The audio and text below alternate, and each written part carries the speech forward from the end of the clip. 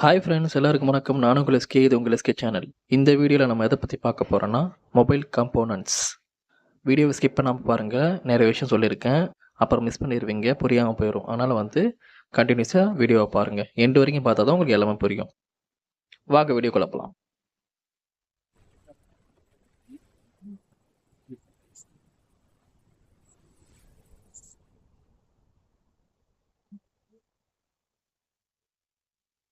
Mobile சர்வீஸ்லேயே இப்போ நீங்கள் பார்த்தீங்கன்னா, மேஜராக 5 காம்போனன்ட்ஸ் தான் ரொம்ப ரொம்ப முக்கியம். அதில் பார்த்தீங்கன்னா, கெப்பாசிட்டர், அப்புறம் diode, resistor, inductor or coil, transistor. இது 5 தான் ரொம்ப ரொம்ப முக்கியமானது மொபைல் ஃபீல்டை பொறுத்த வரைக்கும். இந்த 5 காம்போனன்ட்ஸுமே எப்படி மதர் போர்டில் வேலை செய்யுது, அதாவது செல்ஃபோனில் எப்படி வேலை செய்யுது, அதை எப்படி நம்ம செக் பண்ணுறது அப்படின்றத பற்றி பார்ப்போம். இந்த காம்போனன்ட்ஸ் எல்லாம் நம்ம செக் பண்ணுறதுக்கு மல்டிமீட்டர் தான் ரொம்ப ரொம்ப முக்கியம். அது இல்லாமல் உங்களால் செக் பண்ண முடியாது. ஸோ அந்த மல்டிமீட்டரை நம்ம எப்படி செக் பண்ணுறது, இந்த காம்போனன்ட்ஸ் எல்லாம் மல்டிமீட்டரில் எப்படி செக் பண்ணுறதுன்னு சொல்லிட்டு டீட்டெயிலாக உங்களுக்கு சொல்லி கொடுத்துட்றேன். ஸோ ஃபஸ்ட்டு உங்களுக்கு மல்டிமீட்டர் பற்றி சொல்லிடுறேன். அப்போ தான் உங்களுக்கு புரியும். ஃபஸ்ட்டு மல்டிமீட்டர் தான் ஆரம்பிப்போம். இந்த மல்டிமீட்டரில் நம்ம 3 இடத்த தான் பயன்படுத்த போகிறோம். அது என்னன்னா, ஃபஸ்ட்டு இந்த டிசி இருக்குது தெரியுமா? இந்த டிசின்னு போட்டிருக்கு தெரியுமா? இதில் தான் நம்ம இந்த பேட்டரி வோல்டேஜு இதெல்லாம் நம்ம செக் பண்ணுறது. அந்த வோல்டேஜ் எல்லாம் செக் பண்ணுறதுக்கு இந்த டிசி ப்ளேஸ் தான் நமக்கு தேவைப்படும். அடுத்தது பார்த்திங்கன்னா, பஸர் மோட். இந்த இடம் பார்த்தீங்களா? இந்த பஸர் மோடு தான் நமக்கு காம்போனன்ட்ஸ் எல்லாம் நல்லா இருக்கா இல்லையா, ஷார்ட் ஆயிருக்கா அப்படின்ற செக் பண்ணுறதுக்கு இந்த பஸர் மோடு தான் தேவைப்படும். அடுத்து ரெசிஸ்டர் எல்லாம் நீங்கள் செக் பண்ணணும்னா, இந்த ஓம்ஸ்னு போட்டிருக்கு தெரியுமா? இந்த இடத்துல தான் நீங்கள் வச்சு செக் பண்ணணும். அதுவும் நீங்கள் ஓம்ஸ் செக் பண்ணணும்னா 20K இதில் தான் நீங்கள் செக் பண்ணணும்.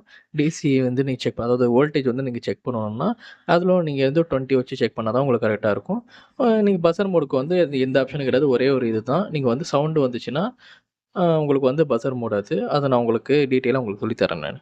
அப்புறம் பார்த்தீங்கன்னா, உங்களுக்கு காமன்னு போட்டிருக்குதுல்ல, இந்த இடத்துல பிளாக் ரோப்பை நீங்கள் ஃபிக்ஸ் பண்ணிக்கணும். அதுக்கு மேலே நீங்கள் ரெட் ரோப் யூஸ் பண்ணணும். கரெக்டாக பார்த்துக்கோங்க. அப்புறம் மாற்றி நீங்கள் ஃபிக்ஸ் பண்ணிங்கன்னா உங்களுக்கு ஒர்க் ஆகாது. ஏன் உங்களுக்கு அந்த டிசி மோட்லேயும் சரி, இந்த ஓம்ஸ்லேயும் சரி 20 தான் வச்சு செக் வேணுமான்னு கேட்குறீங்கன்னா, அப்போ தான் உங்களுக்கு அந்த துல்லியமான ஒரு வேல்யூ கிடைக்கும். நீங்கள் இதே 200K அந்த இதிலலாம் நீங்கள் வச்சு செக் பண்ணிங்கன்னா, உங்களுக்கு டீட்டெயிலாக கிடைக்காது. அது தோராயமாக தான் கிடைக்கும். அதனால் இருக்கிறதுலே கம்மியான வேல்யூ என்னென்னா 20K. அந்த 20Kல வச்சு செக் பண்ணால் தான் உங்களுக்கு கரெக்டான வேல்யூ கிடைக்கும். இந்த பஸர் மோட் எதுக்குன்னா, நீங்கள் என்னென்ன செக் பண்ணலான்னா, ஃபஸ்ட்டு டயோடு, கெப்பாசிட்டரு, அப்புறம் காயில். இது 3த்தையும் நீங்கள் இந்த பஸர் மோடில் நீங்கள் செக் பண்ணிக்கலாம். ரெசிஸ்டருக்கு அந்த ஓம்ஸ்ன்னு போட்டுருக்கு தெரியுமா? அதில் நீங்கள் செக் பண்ணிக்க வேண்டியது தான். அது எப்படி நம்ம நல்லா இருக்குதா, இல்லை அது ஷார்ட் ஆகிருக்கான்னு எப்படி செக் பண்ணுறதுன்னா, நீங்கள் இது காயில் எடுத்துக்கிட்டீங்கன்னு வச்சுக்கோங்களேன், உங்களுக்கு பஸர் அடிக்கணும். ஒரு ஒரு ப்ரோப்பை ஒரு ஒரு பக்கமும் இன்னொரு பக்கமும் வச்சு நீங்கள் செக் பண்ணும்போது உங்களுக்கு பஸர் அடிக்கணும். பஸர் அடித்தா தான் அந்த காயில் நல்லா இருக்குன்னு அர்த்தம். கெப்பாசிட்டர் எப்படின்னா, 2 பக்கமும் வச்சா நம்ம பஸர் அடிக்கக்கூடாது. அப்படி அடிச்சிச்சுன்னா அது ஷார்ட் ஆயிருக்குன்னு அர்த்தம். ஒரு பக்கம் வேல்யூ காட்டணும், ஒரு பக்கம் வேல்யூ காட்டக்கூடாது. அப்படி இருந்தால் மட்டும்தான் உங்களுக்கு அந்த கெப்பாசிட்டர் நல்லா இருக்குன்னு அர்த்தம். அடுத்து பார்த்தீங்கன்னா டயோடு. டயோட்லேயும் அப்படி தான். ஒரு பக்கம் வேல்யூ காட்டணும், திருப்பி வச்சா வேல்யூ காட்டக்கூடாது. அது மாதிரி இருந்தால் தான் உங்களுக்கு டயோடு நல்லா இருக்குதுன்னு அர்த்தம். நான் ஸ்டார்டிங்கில் சொல்லியிருப்பேன், இண்டக்டர் ஆர் காயில் ரெண்டுமே ஒன்று தான். நான் அது வார்த்தையில் உங்களுக்கு வேறுபடும், அவ்வளோதான். மற்றபடி உங்களுக்கு ரெண்டுமே ஒன்று தான். ஓகே ஃப்ரெண்ட்ஸ், இவ்வளோ தூரம் நம்ம மல்டிமீட்டரை பற்றி நான் சொல்லிட்டேன். இதுக்கப்புறம் காம்போனன்ட்ஸ் பற்றி இப்போ உங்களுக்கு டீட்டெயிலாக சொல்கிறேன். ஸ்கிப் பண்ணாமல் பாருங்கள். நம்ம ஃபஸ்ட்டு பார்க்க போகிறது டயோடு. டயோடு சிம்பிள் இது தான். நீங்கள் ஸ்கிமேட்டிக் டயக்ராம்னு எடுத்துக்கிட்டிங்கன்னா, அதில் மோஸ்ட்டாக உங்களுக்கு இந்த மாதிரி சிம்பிளில் தான் கொடுத்துருப்பாங்க. அதனால் இதெல்லாம் நீங்கள் தெரிஞ்சு வச்சுக்கணும். அதுதான் ரொம்ப முக்கியம். அப்போ தான் நீங்கள் ட்ரேஸ் பண்ணி போகிறதுக்கு உங்களுக்கு ஈஸியாக இருக்கும். இந்த டயோடில் பார்த்தீங்கன்னா, உங்களுக்கு 3 வெரைட்டிஸ் இருக்குது. அதில் பார்த்தீங்கன்னா பிஎன் டயோடு, ஜீன டயோடு, அப்புறம் எல்இடி டயோடு. இது மாதிரி 3 வகையாக இது பிரிச்சிருக்காங்க. அது என்னன்னு பார்க்கலாம் வாங்க. பிஎன் டயோடோட சிம்பிள் பார்த்தீங்கன்னா இப்படி தான் இருக்கும். பட் இந்த ப்ளஸ் மைனஸை மாறி மாறி வரும். அந்த இதில் காம்போனன்ட்ஸில் பார்த்தீங்கன்னா உங்களுக்கு மாறி வரும். உங்களுக்கு இதில் பார்த்தீங்கன்னா இப்படி கொடுத்துருக்காங்கல்ல, உங்களுக்கு இந்த காம்போனன்ட்ஸில் பார்த்தீங்கன்னா அப்படியே மாறி வரும். மாறி எடுத்துக்கணும். இந்த பிஎன் டயோடோட பர்பஸ் என்னென்னா, ஏசி கரண்ட்டை டிசி கரண்ட்டை கன்வெர்ட் பண்ணுறது தான் இதனுடைய முக்கியமான வேலை. இது வந்து ஃபார்வர்ட் பயாஸ்ன்னு சொல்லுவாங்க. ஃபார்வர்ட் பயாஸ்னா, இப்போ வந்து ப்ளஸ்ஸில வந்து நீங்க வந்து ஏசி குடுத்தீங்கன்னா, அது மைனஸ்ல வரும். ஆனா மைனஸ்ல ஏசி குடுத்தா, அதுல வந்து ப்ளஸ்ல வராது. இதுதான். ஒரு பக்கம் வந்து ஏசி கரண்ட் குடுத்தீங்கன்னா, இன்னொரு பக்கம் வரணும். மறுபடியும் அந்த ப ம வர்ற பக்கத்துல வந்து நீங்க ஏசி கரண்ட் குடுத்தீங்கன்னா, ரிட்டர்ன் வந்து இந்த பக்கம் வராது. இதுதான் வந்து ஃபார்வர்ட் பயாஸ்ன்னு சொல்லுவாங்க. சிம்பிளா சொல்றேனே, ஆனோட்ல வந்து இப்போ வந்து ஏசி கரண்ட் குடுக்கிறீங்கன்னா, கேத்தோட்ல வரும். ஆனா கேத்தோட்ல வந்து நீங்க ஏசி கரண்ட் குடுத்தீங்கன்னா, ஆனோட்ல வராது. இதுதான் ஜீனர் டயோடு. இதில பார்த்தீங்கன்னா, சிம்பிள்ல பார்த்தீங்கன்னா, ஒரு டிஃபரெண்ட் இருக்கும். நீங்களே பார்த்துருப்பீங்க. அதில வந்து வெறும் லைனா இருக்கும். இதில லைட்டா உங்களுக்கு வந்து மேலேயும் கீழயும் வந்து மடங்கியிருக்கும். இதனுடைய பர்ப்பஸ் என்னன்னா, வோல்டேஜ் ரெகுலேட்டரா இது வந்து பயன்படுத்தப்படுகிறது. இது ரிவர்ஸ் பயாஸ்ல வந்து ஒர்க் ஆகுது. எப்படின்னா, இப்போ 12 வோல்ட் வந்து நமக்கு வந்து வோல்டேஜ வந்து நம்ம 5 வோல்ட்டுக்கு கன்வெர்ட் பண்ணணும்னா, அதுக்கு வந்து இந்த ஜீனர் டயோடு வந்து ரொம்ப தேவைப்படுது. டயோடோட இமேஜ் வந்து பார்த்தீங்கன்னா, இப்படி தான் இருக்கும். ஒரு பக்கம் கோடு போட்டிருக்கும். இன்னொரு பக்கம் வந்து ஃபுல் அண்ட் ஃபுல் பிளாக்காவே இருக்கும். அப்படி இருக்கிறது தான் உங்களுக்கு டயோடு. இதில எது ப்ளஸ், மைனஸ்ன்னு கண்டுபிடிக்கிறதுனா, இந்த கோடு போட்டிருக்கு தெரியுமா? இந்த இடம் வந்து ப்ளஸ்ஸு. அந்த பிளாங்கா இருக்கு தெரியுமா? இது வந்து மைனஸு. கூடவே உங்களுக்கு வந்து 2 லெக் இருக்கும். இத நீங்க எப்படி ஃபைண்ட் அவுட் பண்ணணும்னா, ஒரு பக்கம் கோடு இருக்கும். இன்னொரு பக்கம் பிளாங்கா இருக்கும். 2 லெக் இருக்கும். இப்படி இருந்துச்சுன்னா, உங்களுக்கு வந்து இதுதான் டயோடு. நெக்ஸ்ட் நம்ம என்ன பார்க்க போறோம்னா, கெப்பாசிட்டர். கெப்பாசிட்டரோட முக்கியமான வேலையே ஸ்டோரேஜ் அண்டு டிஸ்சார்ஜ். இதுதான் அதோடைய முக்கியமான வேலையே. இந்த கெப்பாசிட்டர்ல பார்த்தீங்கன்னா 2 வகை இருக்குது. எலக்ட்ரோலைட்டிக் அ அப்புறம் வந்து செராமிக்ன்னு சொல்லுவாங்க. இது மாரி 2 வெரைட்டி இருக்குது. எனக்கு கொஞ்சம் வாயில வரல. அதனால வந்து கொஞ்சம் இது பண்ணி சொல்லலாம். ஓகேவா? இதெல்லாம் இது பண்ணிக்காதீங்க. இது மாரி 2 டைப் இருக்குது. கெப்பாசிட்டர் பார்த்தீங்கன்னா, மதர் போர்ட்ல இப்படி தான் இருக்கும். கெப்பாசிட்டர் பார்த்தீங்கன்னா 4 கலர் இருக்கும். எப்படின்னா, ஒயிட்டு, அதாவது பியூர் ஒயிட்டு, அப்புறம் பிளாக்கு, ப்ரவுனு, அதுக்கப்புறம் வந்து எல்லோ. இந்த 4 கலர்ல தான் மோஸ்ட்டா இந்த கெப்பாசிட்டர்ஸ் எல்லாம் இருக்கும். கெப்பாசிட்டர் பார்த்தீங்கன்னா, கொஞ்சம் நல்லா கவனிச்சு பாருங்க. கொஞ்சம் பெருசாவே, ஹைட்டாவே இருக்கும். ஏன்னா, ரெசிஸ்டரும், கெப்பாசிட்டரும் பார்க்கறது ஒரே மாரி தான் இருக்கும். இப்ப நான் சொல்றது மட்டும் நல்லா நோட் பண்ணிக்கோங்க. கெப்பாசிட்டர் பார்த்தீங்கன்னா, உங்களுக்கு கொஞ்சம் நல்லா ஹைட்டாவே இருக்கும். அடுத்தது நம்ம பார்க்க போறது என்னன்னா, ரெசிஸ்டர். ரெசிஸ்டரோட சிம்பல் இதுதான். இதை பார்க்கறதுக்கு இப்படி தான் இருக்கும். இந்த ரெசிஸ்டர் நமக்கு எப்படி வேலை செய்யுதுன்னா, மதர் போர்டுல ஒரு வேகத்தடையா பயன்படுது. ஹை வோல்டேஜ் வந்து லோ வோல்டேஜா கன்வெர்ட் பண்ணி குடுக்குறதுக்கு இந்த ரெசிஸ்டர் நமக்கு தேவைப்படுது. இப்ப நீங்க ரோட்ல போகும்போது பார்த்தீங்கன்னா, உங்களுக்கு ஸ்பீட் பிரேக்லாம் இருக்குதுல்ல. நான் கெப்பாசிட்டர் சொல்லும்போது சொல்லியிருந்தேன்ல. கெப்பாசிட்டர் வந்து கொஞ்சம் ஹைட்டா இருக்கும்னு சொன்னேன்ல. ரெசிஸ்டர் பார்த்தீங்கன்னா, சப்பையா இருக்கும். கொஞ்சம் அப்படியே போர்ட்லயே இது பண்ண மாரி கொஞ்சம் சப்பையா இருக்குன்னு வச்சுக்கோங்க. இதுதான் அதுக்கு இதுக்கு டிஃப்ரெண்ட். நெக்ஸ்ட் நம்ம பார்க்க போறது என்னன்னா, காயில். காயில பத்தி இப்ப டீட்டெயிலா பார்ப்போம்.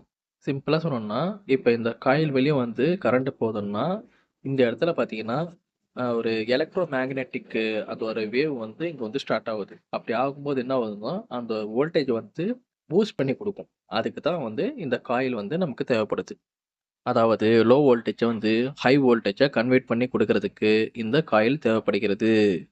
ஹை வோல்டேஜ லோ வோல்டேஜா கன்வெர்ட் பண்ணி குடுக்குறதுக்கு நம்ம தேவைப்படுறது ரெசிஸ்டர். இதுக்கு வந்து அது ஆப்போசிட் இது. ஓகேவா? 2த்தையும் போட்டு கன்ஃப்யூஸ் பண்ணிக்காங்க. க கன்ஃப்யூஸ் பண்ணிக்காதீங்க. இதுதான் காயில்னா உங்களுக்கு வந்து லோ வோல்டேஜா அதிக வோல்டேஜ வந்து கன்வெர்ட் பண்ணி குடுக்குறதுக்கு இந்த காயில் தேவைப்படுது. இந்த காயில்லயும் பார்த்தீங்கன்னா, உங்களுக்கு வந்து 2 லெக் இருக்கும். இந்த காயில எப்படி நம்ம செக் பண்ணணும்னா, ஏற்கனவே சொன்ன மாரி தான்.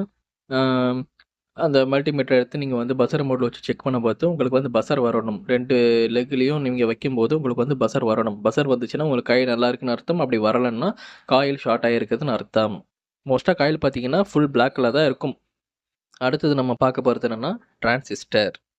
இந்த டிரான்சிஸ்டர் எதுக்கெல்லாம் பயன்படுதுன்னா, ஸ்விட்சிங்க்கு பயன்படுது, ஆம்பிளிஃபைக்கு பயன்படுகிறது, அப்புறம் ஆசிலரேட்டிங்காவும் பயன்படுது, வோல்டேஜ் ரெகுலேட்டராவும் பயன்படுது. இந்த 4 பர்ப்பஸுக்கும் இந்த டிரான்சிஸ்டர் தான் ரொம்ப யூஸ்ஃபுல்லா இருக்குது. இந்த டிரான்சிஸ்டர் லெக் பார்த்தீங்கன்னா, 3 வகையா பிரிப்பாங்க. பேஸு, எமிட்டட், கலெக்டட்ன்னு சொல்லிட்டு இந்த 3 லெக்குக்கும் 3 பேர் இருக்குது. இப்போ இந்த டிரான்சிஸ்டர் வந்து ஸ்விட்சிங் பர்ப்பஸ்ல எப்படி யூஸ் ஆகுதுன்னா, இப்போ நீங்க ஃபோன் பேசும்போது காதுகிட்ட எடுத்துட்டு போகும்போது ஆட்டோமேட்டிக்கா ஆஃப் ஆயிருதா? அப்போ வந்து அந்த சென்சார் ஒர்க் ஆகுறதுக்கு முக்கிய காரணமே இந்த டிரான்சிஸ்டர் தான். இந்த டிரான்சிஸ்டர் இருக்கிறதால தான் உங்களுக்கு அது ஆஃப் ஆகுது. அந்த சென்சார வந்து ஆஃப் ஆன வைக்கிறதுக்கு காரணமே இந்த டிரான்சிஸ்டர் தான்.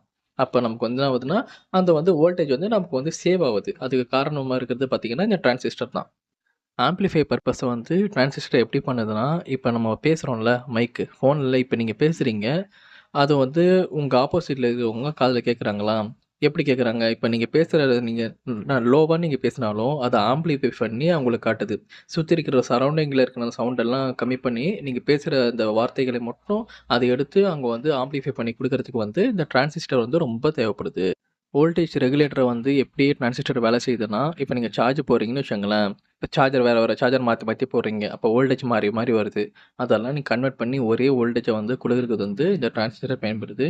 அதுக்கப்புறம் பார்த்தீங்கன்னா, நீங்க நைட்டு சார்ஜ் போட்டு தூங்கிறீங்கன்னு வச்சுக்கோங்களேன். முன்ன இருக்கிற ஃபோனெல்லாம் பார்த்தீங்கன்னா, பேட்டரி வந்து உப்பிரும். இப்ப இருக்கிற பேட்டரி வந்து உப்புறது கிடையாது. அது ஏன் உப்புதுன்னா, நமக்கு வந்து ஃபர்ஸ்ட்டு இந்த டிரான்சிஸ்டர் இல்லாம இருந்தது. அதனால வந்து உங்களுக்கு வந்து 100% சார்ஜ் ஏறுனதுக்கு அப்புறமா ஏறினே இருக்கும். அதனால வந்து அந்த பேட்டரி வந்து தாங்க முடியாம உப்பிரும்.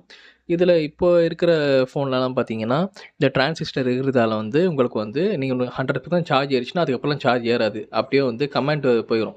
CPU கிட்ட கமாண்ட் போய் சார்ஜ் ஃபுல் ஆயிடுச்சுன்னு கமாண்ட் பண்ண உடனே, இந்த டிரான்சிஸ்டர் என்ன ஆகும்னா, அந்த வோல்டேஜ் வந்து கட் பண்ணி விட்டுரும். கட் பண்ணி விட்டதுக்கப்புறம் உங்களுக்கு சார்ஜ் ஏறாம அப்படியே இதாயிரும். ஹோல்ட் அவுட் ஆயிரும். அதனால தான் உங்களுக்கு பேட்டரி வந்து உப்புறது கிடையாது.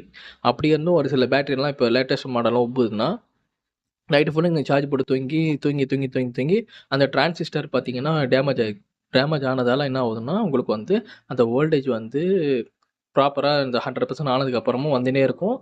வந்துன்னே இருக்கிறதால வந்து பேட்டரி வந்து உங்களுக்கு உப்பிருக்கும். ஸோ, அதனால வந்து நைட் ஃபுல்லா சார்ஜ் போட்டு தூங்குறது வந்து கொஞ்சம் அவாய்ட் பண்ணுங்க. Okay friends. இன்னைக்கு வீடியோ அவ்வளோதான். உங்களுக்கு இந்த காம்போனன்ட்ஸ் பத்தி மேற்கொண்டு வேற ஏதாவது தெரிஞ்சுக்கணும்னு ஆசைப்பட்டீங்கன்னா, கமெண்ட் பண்ணுங்க. நான் என்னால முடிஞ்ச அளவுக்கு நான் வந்து ஃபுல் டீட்டெயிலா நான் சொல்ல பார்க்குறேன். இல்ல இன்னொரு வீடியோ வந்து நான் மேக் பண்ணி கூட நான் போடுறேன் நானு. இந்த வீடியோ புடிச்சிருந்தா மறக்காம லைக் பண்ணுங்க, கமெண்ட் பண்ணுங்க, ஆ ஷேர் பண்ணுங்க உங்க ஃப்ரெண்ட்ஸ் கிட்ட. ஏன்னா நெறைய பேர் வந்து மொபைல் சர்வீஸ் கத்துக்கணும்னு ஆசை இருப்பாங்க. அவங்களுக்கும் நீங்க அனுப்புங்க. அப்பதான் அவங்களும் வந்து ஜாயின் பண்ணி கத்துப்பாங்க. அவங்களுக்கு பிரயோஜனமா இருக்கும். மறக்காம வந்து சேனல சப்ஸ்கிரைப் பண்ணிக்கோங்க. பக்கத்துல பெல் பட்டனையும் நீங்க ஆ பிரஸ் பண்ணிக்கோங்க. ஏன்னா, உங்களுக்கு அப்பதான் வந்து நான் போடுற எல்லா வீடியோவோட நோட்டிஃபிகேஷனும் உங்களுக்கு வந்து சேரும். அப்பதான் வந்து நீங்க வந்து ஃபுல்லா நீங்க கத்துக்க முடியும். Okay okay friends. மீண்டும் ஒரு நல்ல வீடியோல வந்து உங்கள பார்க்கிறேன். நன்றி, வணக்கம்.